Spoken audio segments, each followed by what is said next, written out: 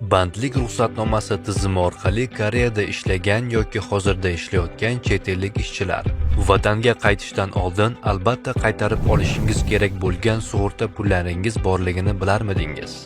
Esingizdan chiqib vatanga qaytib ketdingizmi? Xavotir olmang. Vatanga qaytganingizdan keyin ham HRD Koreya chet ellik ishchilarning qaytarib olinmagan sug'urta pullarini topishga yordam bermoqda. Keling, qaytarib olinmagan sug'urta pullarini olish usullarini birgalikda ko'rib chiqamiz.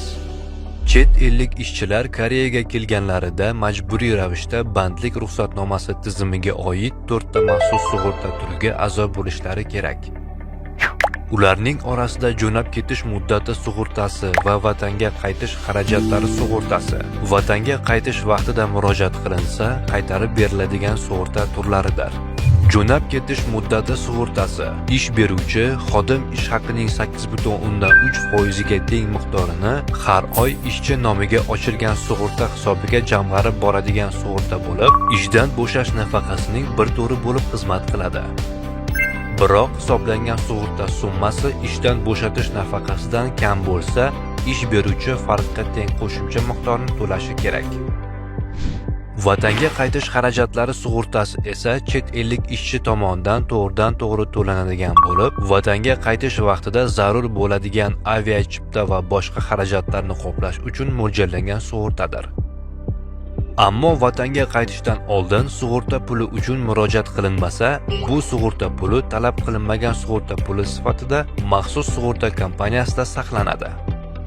Agar talab qilinmagan holda 3 yil o'tib ketsa va olib ketilmasa, tegishli mablag' HRD Koreyaga o'tkazilib, qaytarib olinmagan sug'urta puli sifatida qayta ro'yxatdan o'tkaziladi. Sug'urta pulini jo'nab ketish, viza turi o'zgarganda, vafot etish kabi sabablar yuzaga kelganda talab qilish mumkin. Qaytarib olinmagan sug'urta pulini olish usuli juda oddiy. HRD Koreya filiali yoki EPS markaziga shaxsan tashrif buyurib yoki faks orqali ariza berish mumkin. Shuningdek, mobil telefon orqali ham oson ariza berish imkoniyatlari mavjud. Allaqachon Koreyadan chiqib ketgan va xorijda yashayotganlar chet eldagi 16 ta EPS markazida ariza berishlari mumkin. Koreyada istiqomat qilayotganlar esa HRD Koreyaning 29 ta bo'limi orqali ariza berishlari mumkin.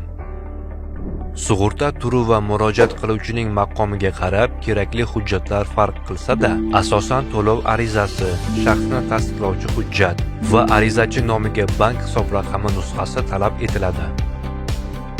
Boshqa zaruriy hujjatlar haqida HRD Koreya filiallari yoki 16 ta EPS markazlariga murojaat qiling. Qaytarib olinmagan sug'urta puli hujjatlar topshirilgan kundan boshlab 14 kun ichida to'lab beriladi. Lekin taqdim etilgan hujjatlar to'lov bo'lmasa, to'lov kechikishi mumkin. Shuning uchun zarur hujjatlarni sinchiklab tekshirib, topshirish tavsiya etiladi. Qaytarib olinmagan sug'urta pulini olishga ariza berishdan oldin, avval sug'urta kompaniyasi Samsung Fire ga bog'lanib, sug'urtaga a'zo bo'lganligingizni tekshiring. Va keyin HRD Koreyaning 29 ta filiali yoki xorijdagi 16 ta EPS markaziga murojaat qiling.